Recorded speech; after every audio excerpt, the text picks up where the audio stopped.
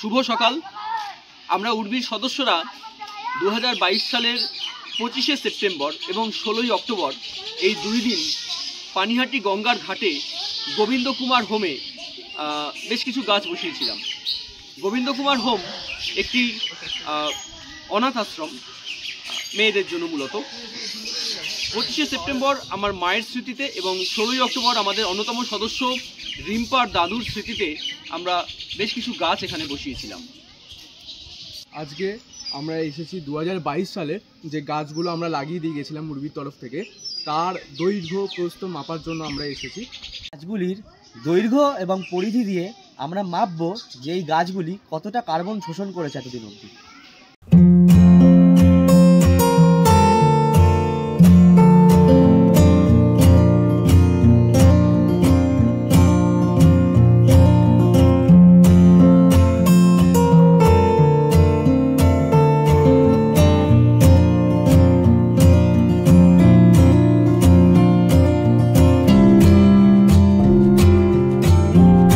আপনারাও আসুন, আমাদের সঙ্গে এই সবুজায়নের কাজে যোগদান করুন।